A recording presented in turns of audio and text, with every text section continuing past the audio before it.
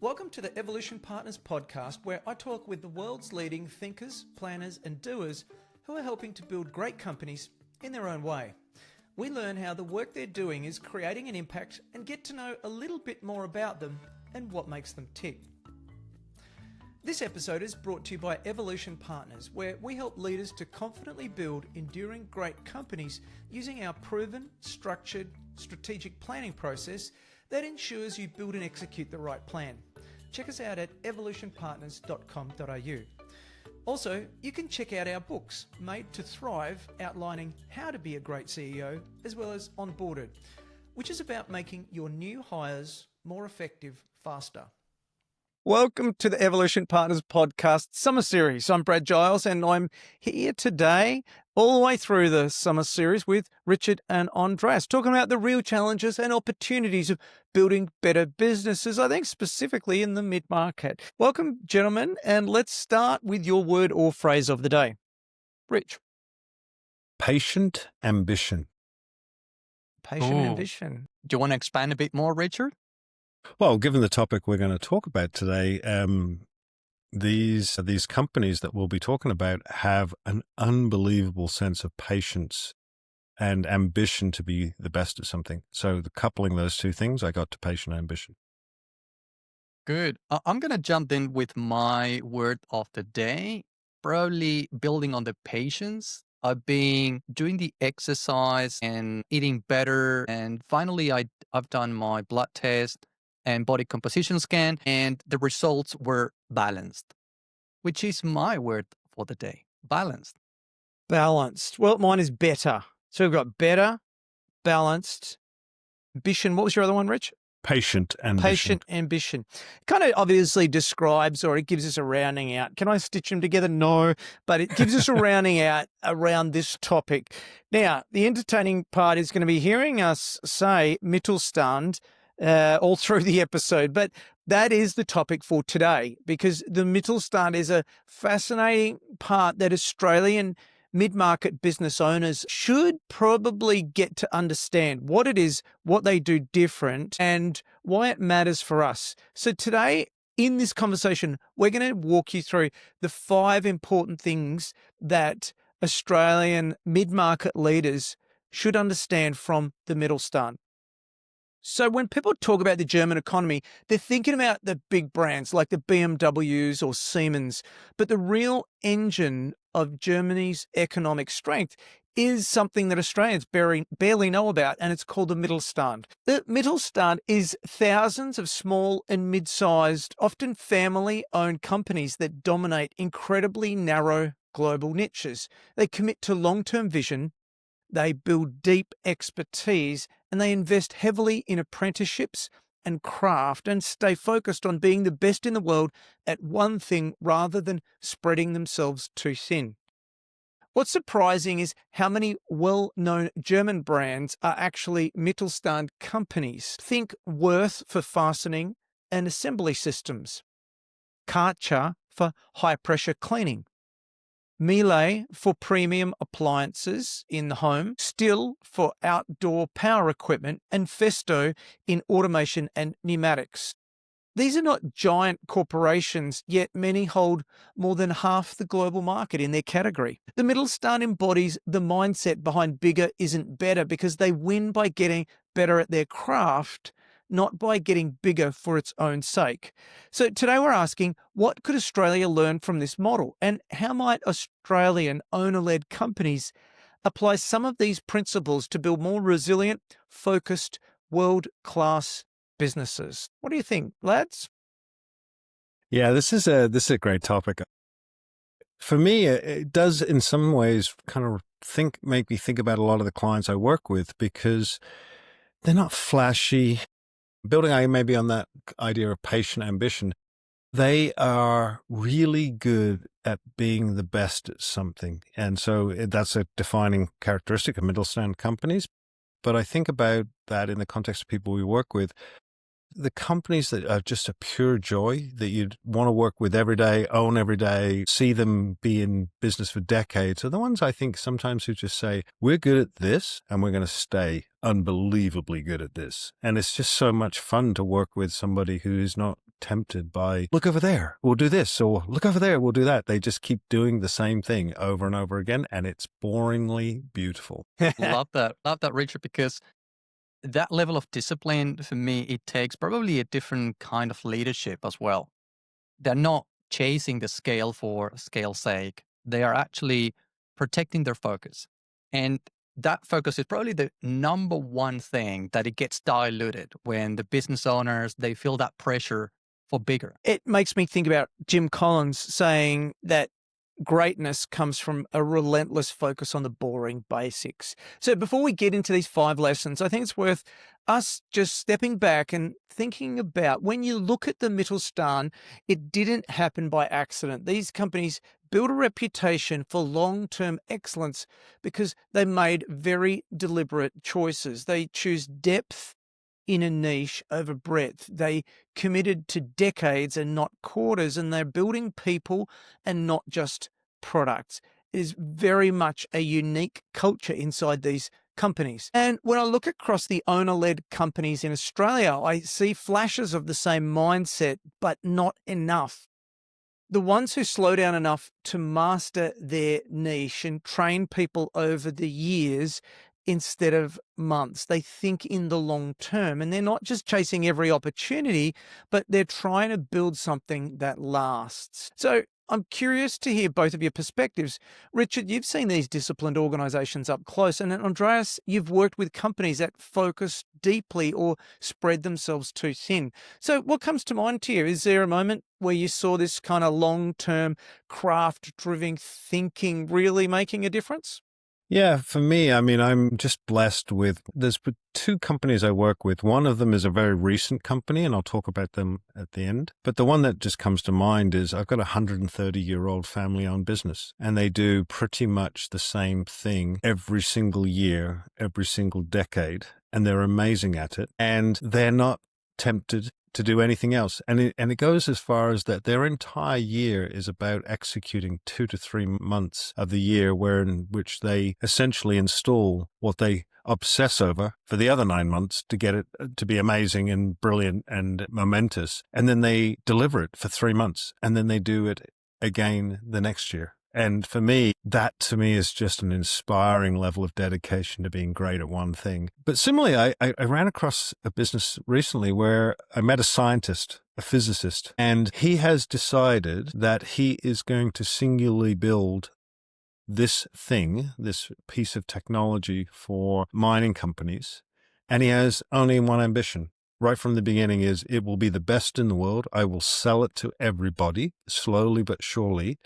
And I'm going to start right now. And he's been crafting this product for, as long as he can almost remember. He's had this idea, but finally he got to a commercialization of it and got some customers who said, yep, this happens to be the best we could possibly buy. And when I talked about his growth plans, he's like, I just want to sell more of these. That's all I want to do. And I thought, fantastic. This is a Mittelstand company in Australia.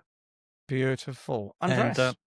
And what you just said, Richard, I want to go back to the inspiring bit. It's just because it's a bit rare. Probably, Brad, you mentioned that before. It's a bit rare to find that level of discipline in a company. And this is probably why we can learn so much from the Mittelstand. And eventually I'll set it right. That brings me back to an education company that I've been working with for a few years now. And what it always stood out with me is that they had the opportunity to maybe drift a little bit and go after every single course that could be. However, they resisted the temptation, and they actually doubled down on student outcome and the quality and the consistency of doing just one thing exceptionally well. And over many years, you can see that in the results, the student retention, the feedback they are getting. And it's just amazing to see that level of discipline in Australian companies. Yeah, so Dave Wharton was the author of Another Way and founded the Tugboat Institute, and he said that the ability to think long term might be the only competitive advantage of a family business. And it's a really fascinating insight because everything else can be replicated, but the ability to think long term, perhaps not. So let's jump into these 5 lessons. And we've already spoken about this one, but lesson number 1 that Australian businesses can learn from the Mittelstand is pick one thing and become the best in the world at it. Mittelstand companies pick one narrow niche and they go unbelievably deep. They don't try to be everything to everyone. They're trying to be the best in the world at something tiny. But in Australia, we're often going the opposite way. We're spreading ourselves too thin by adding products and opportunities. And maybe it's a function of us thinking in an Australian sense only rather than a global sense, because it means that we can think we need to sell more thinly. We don't need to be super deep at one thing.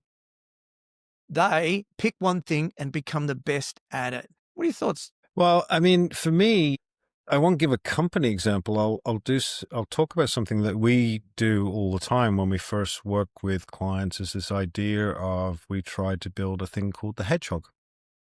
And the hedgehog comes from Jim Collins's work and the book Good to Great. But for our listeners, if you haven't read that book, A, you should read it. But B, there's a clue here in the fact that in that hedgehog, there's essentially 3 things going on to achieve a bigger ambition, a patient ambition. First is a clear purpose. Why the hell are you here? What are you here to solve? What are you here to be on the planet for when you create this business? That's a little bit of a paraphrase, but that's my words for it. The piece that always gets my attention, and I love when I do it in a workshop, is when we start assessing over the other second dimension, which is what is it that you can become the best at? Not just purely you're good at, or you've got some history in, or you've got some capability, but truly you could distinguish yourself from everybody else in this sphere if you were the best at it. And then those 2 things coupled with a simple expression of that into a financial metric, a compounding metric we call profit per X. Those 3 things come together in a workshop, and they come together against a big, hairy, audacious goal. And what I love when we do that in a workshop is not the hairy, audacious goal, not the economic denominator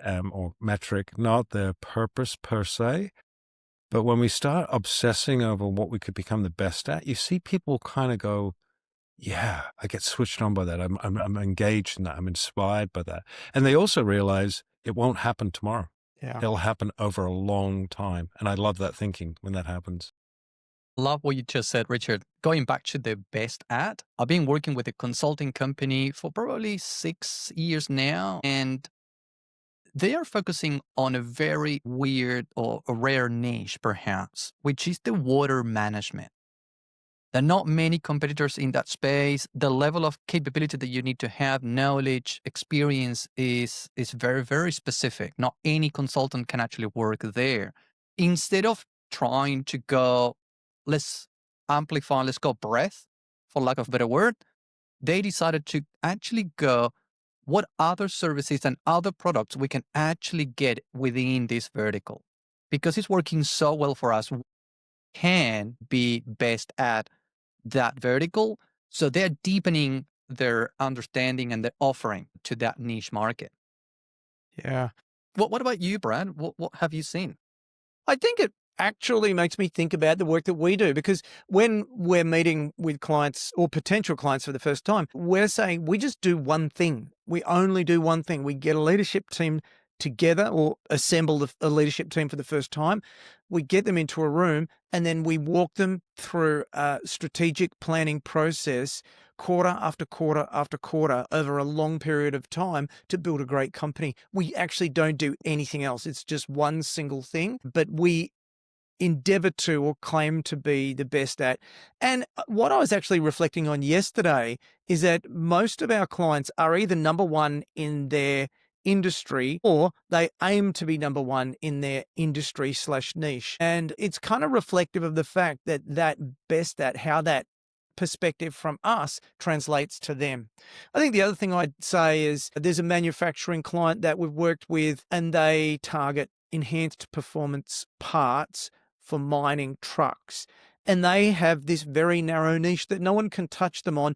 And it's taken decades and decades to build that up, but they export that all over the world. And so it enables them, because they've got that long-term view, to gain, I guess, to utilize that best app. So let's move to lesson number 2, extend your time horizon. So it's a long-term mindset. And I did briefly touch on this earlier, but Mittelstand companies don't think in quarters. It is the trap of the listed company. They can't see beyond 90 days or the half. Instead, Mittelstand are thinking in decades, and it changes everything. It changes how you invest, how you develop people, it changes your attitude towards debt, and it changes how you build a brand. In Australia, so many owner-led companies are pressured into short-term decisions. So what would happen if we actually planned 10, 20, 30 years into the future? Andres, have you seen, or you've seen both short and long-term cultures? What difference does time horizon make? Main thing that comes to mind is the level of thinking in the investments that they do, the allocation of capital into the next phase, whatever they consider the next phase. Being working with a client where the first thing that we did was to plan something so bold for their next phase that the return on investment for that initiative will be around the 2 years, maybe 2.5 years. But it's that as opposed to what the companies probably cannot see beyond this 90 or 6 months time. The reactive ideas and the reactive decisions is just for the short-term profit. So an initiative like a 2.5 year return, it probably wouldn't fly in the other environments. And it's such a missed opportunity, perhaps I would say, because they need to come up with more reactive ideas, more capital allocation for those ideas. The cost of the ideas is extremely high. Yeah, I think you know you use the word, Andres, which is mindset as well. It's a mindset shift when you start to think about being the best at something over years and decades, right? The best at realizing the potential of an investment over years, not weeks and months. I also like to think, you know, sometimes we get into this discussion in workshops where I try to get people to think about, when we're talking about things like best at or values or purpose or the goals of the business, I try to get them to think about it not just as about being for them and the current team, but actually they're protecting this company for those that follow later.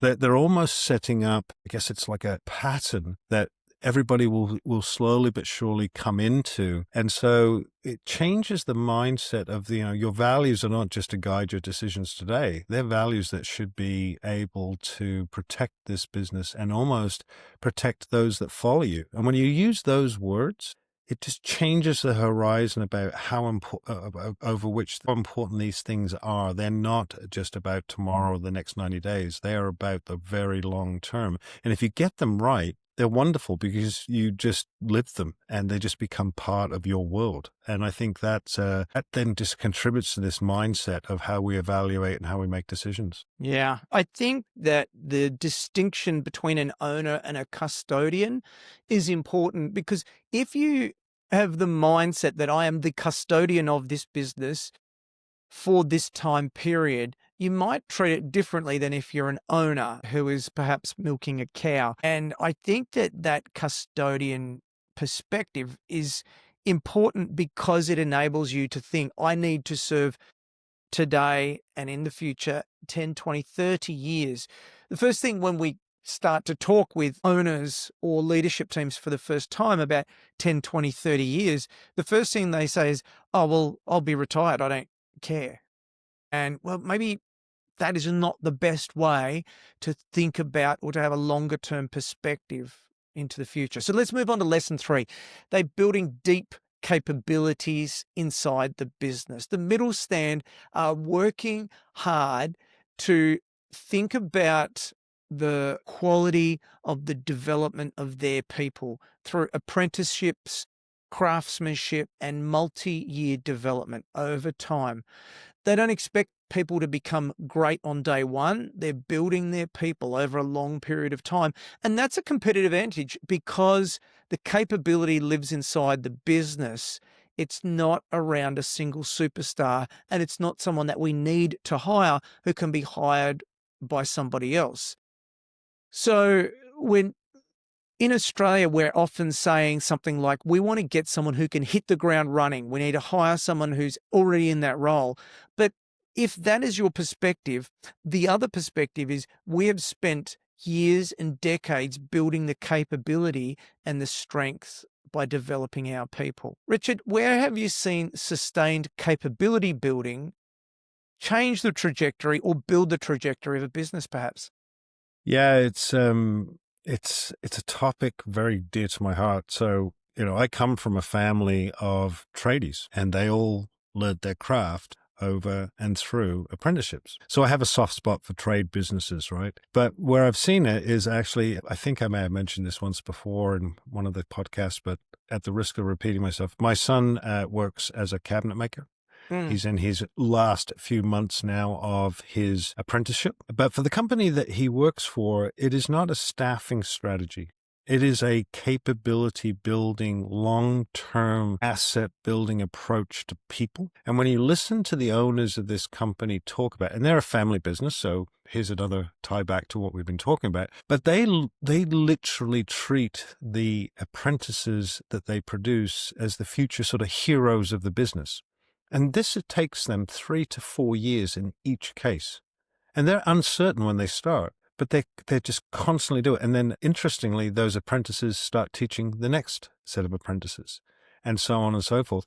And when you look at this business, the vast majority of the people in the business have been there in many, many years of plying their trade. These are not people they've just hired because of a short-term spike in the business. They have committed to this apprenticeship model. And I think it's something that, where appropriate, the idea of apprenticeships, whether it's a trade business or not, I think it's just a lovely way to think about this concept of mastery and building mastery in a business and succession in a business. It makes me reflect, Richard, what you're saying about a lot of businesses where they are think about the maybe product, maybe services to the external market, and it gets commoditized very quickly. And there are just a few companies like this education company that I've been working with, that they decided to shift their value into their internal capability, because it gets really, really hard to get their service a little bit different from everyone else. And they created what they call the academy,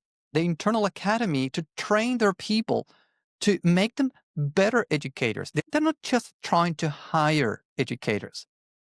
Basically, they created an academy for passionate educators who want to be part of a brand, a leader brand. And they created something that now educators now are coming to knock on the door, because of those passionate people who want to become better educators. They know they're going to have their coaching, their support, their training, and all of the things that this company invested so heavily on over the last few years.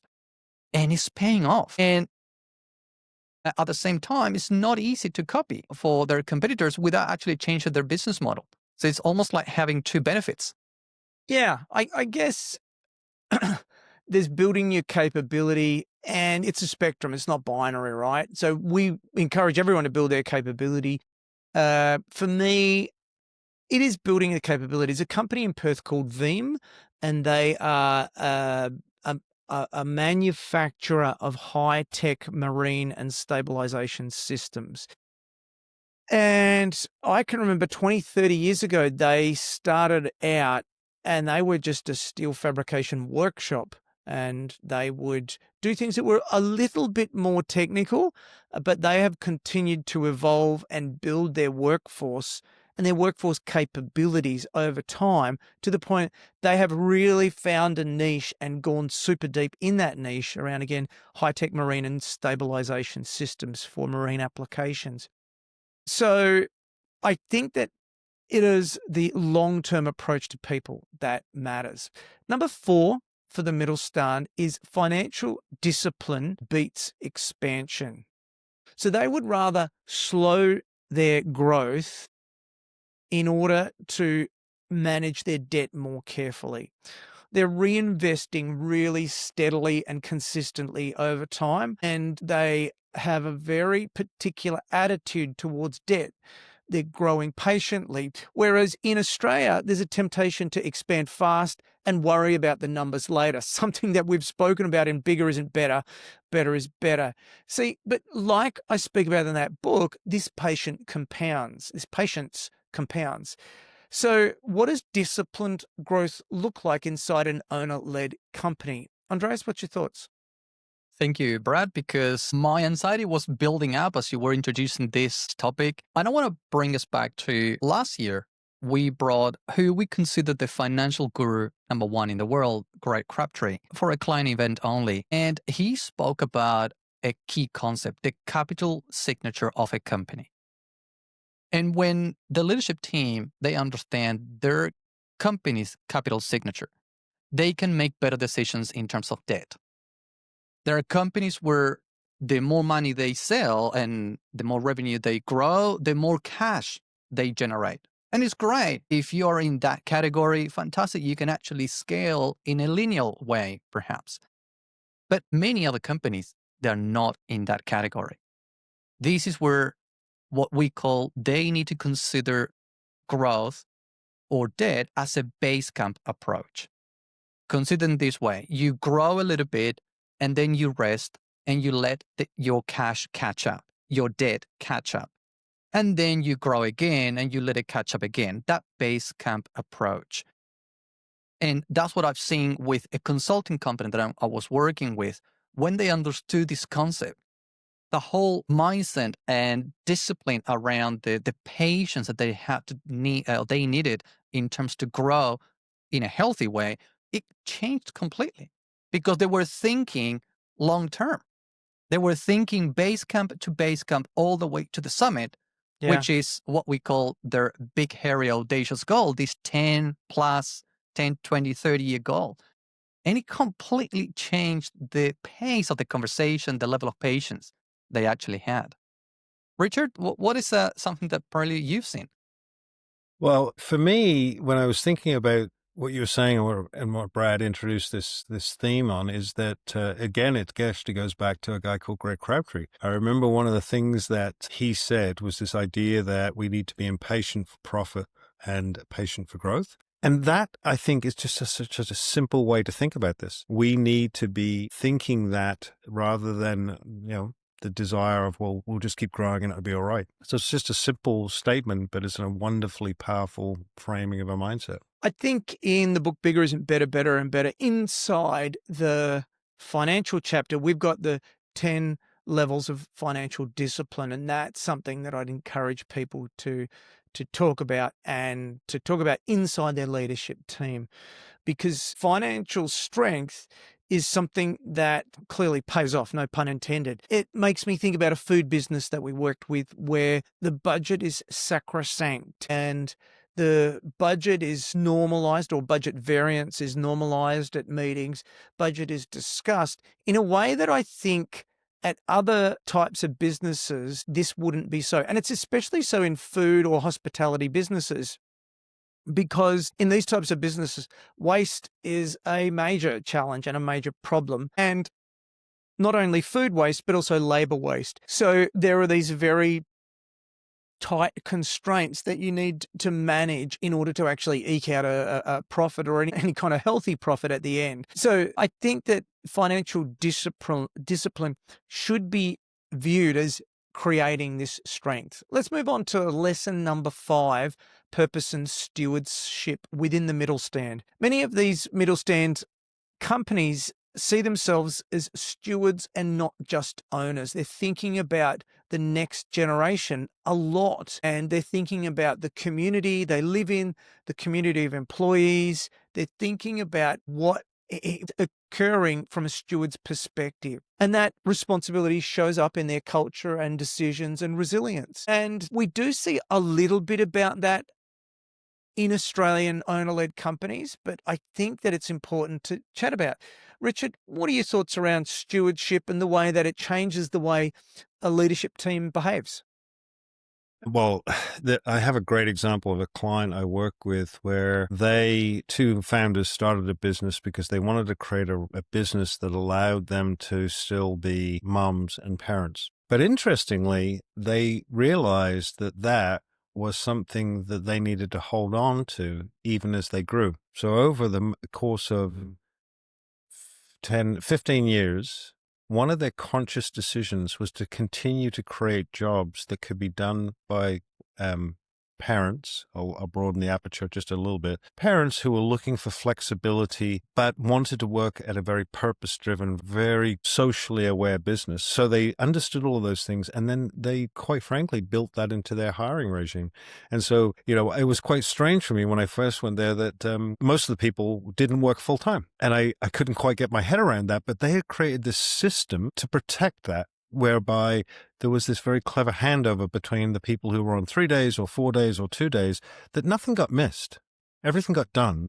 But it allowed them to go back to why they started the company in the first place on a daily basis, that this was a place that was a safe, wonderful place to ply your trade, your great skills, but perhaps only 3 days a week. But they built a great business around it. And I think that idea that there were the stewardships and catering to this marketplace of individuals who wanted that type of employment actually kind of defined who they were. And I think that's just wonderful.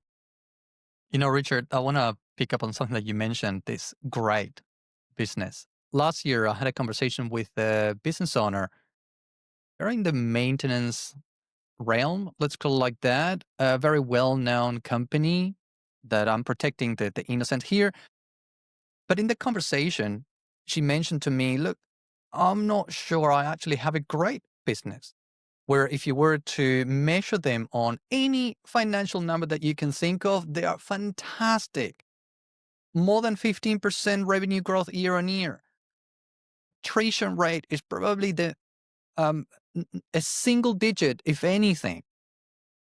And the profitability, it's way more than 20% year on year. And still, she didn't think that she had a great business. So we spoke about what will make it great. And we spoke about the next decade. And I could see her face changing through the conversation. Thinking about 10, 15, 20 years, to the point that she mentioned what you said, Brad, hey, look, eventually maybe I will be out of here. Well, and what would happen if you were? And then the whole conversation went to, I just want to build something that I can pass on to the next generation of leaders, the next generation of people who are already working with me now. And that created such an energy and spark in her face that we started to build a plan around that. But this is a plan that is going to take 10 years or more, but it's already in the making and it's driving energy. It's creating that spark in that owner that it brings just a different depth of conversation. It's just fantastic to see that. I think that one of the things that many companies get hung up on is, am I going to sell the business? And what am I going to do with it? But I think that's not how the employees think, and that's not how the customers think necessarily. And so if you are in a situation where you want to become the chairperson and have it operate under management and it's an asset, or if you want to pass it on and the children will run it, or if you want to sell it, questions for later on. You should not let those things dictate your day-to-day necessarily and make you run it quarter to quarter based on that. You still should endeavor to build an enduring great business and think about it in the long-term perspective. Not as if it will die or you will get rid of it. It's a bit like a house. You going to do repairs to your house that are dodgy in case you sell it one day in 15 or 20 years? Or are you going to fix the house and maintain the house in a proper kind of manner and fix things in the correct way? So I think the point that I make is build and endure. Build a company that is planning to endure, and then the ownership structure is completely different. So the 5 behaviors, the 5 lessons that we've got here aren't about size, they're about discipline. And that's why the Mittelstand is such a powerful force in Germany and really drives the economy, and is such a great example and parallel to the book Bigger Isn't Better, Better is Better. So what all of these stories have in common? They're showing us that Mittelstand succeeds because they choose discipline over short-term thinking, and they focus deeply. They're investing in their people, the craft, and they're thinking in decades rather than quarters. And when owner-led companies, if owner-led companies in Australia can take even a small step in that direction, the business becomes clearer and more stable. So for an owner listening right now, what's the first practical thing that comes to mind they can do to apply this mindset?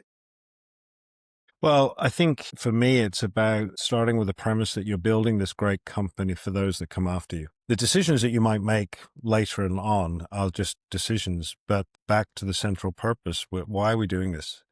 We're building this, hopefully, as a mindset that we're building something for those that come after us, whether that's an investor, whether that's a family member, whether it's for the team that inherits the business. I think I would love to just encourage that idea that we are, we've used words like stewards and custodians. I just would love to think that those things enter into the framework of why we're doing this and having the courage to take on building this business, because I think they just, I'd like to believe they drive us to a higher purpose. So that's what I would take away from this. Good. Mine would be probably one of the things that we do on the first day that we meet with a client. We jump in a workshop, and one of the things that we do is setting a big, hairy, audacious goal. It's challenging the team to think about 10 years plus. This is the concept from Jim Collins, 10, 20, 30 years. What is a big, hairy, audacious goal, and what does it really look like? How will we know that we got there?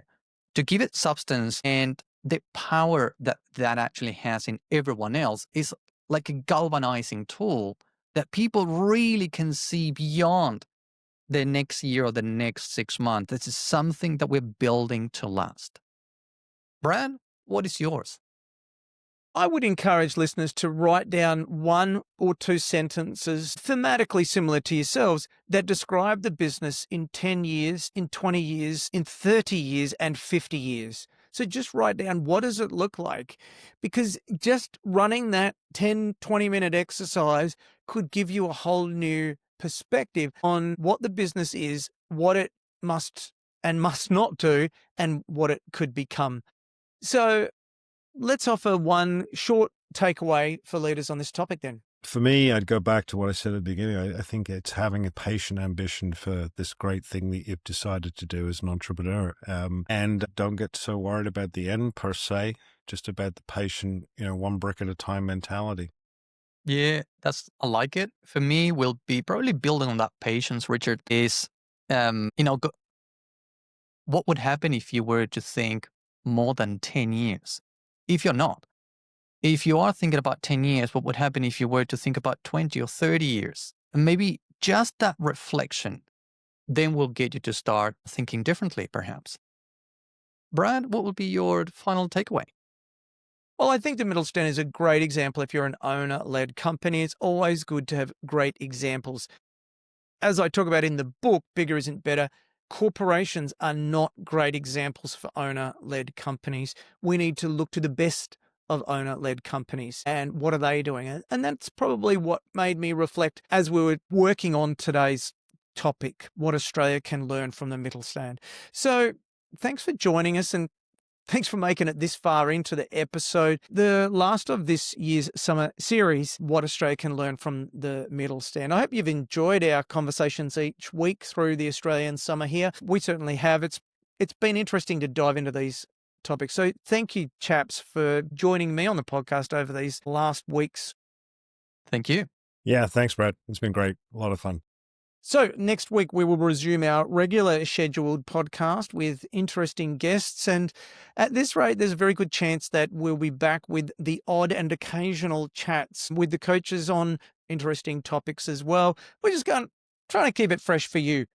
So thanks for listening to this week's episode, and you can learn more about us at evolutionpartners.com.au. 3 books to keep in mind and a fourth as a bonus. So the first is Made to Thrive, the 5 roles of great CEOs, how to be a great CEO. Second is Onboarded, bringing your new hires to the point where they're more effective faster. The third and bonus is Onboarded for Managers, getting your managers to understand how to onboard new hires. And then finally, this one, which was really the topic, and it's back to front as I hold it up. The topic of today's episode, bigger isn't better, better is better, and what owner-led companies can do to build an enduring great business. Thank you. Enjoy the rest of your week. We look forward to chatting to you again next week. Well, I hope you enjoyed the episode as much as I did. If you'd be kind enough to leave a review for the podcast, that'd be really helpful to other like-minded entrepreneurs, and then we can grow our community. If you want to find out more about our guests, head over to evolutionpartners.com.au/podcast, where you can find show notes and other additional reading. Hope to see you back next week. Until then, keep thriving.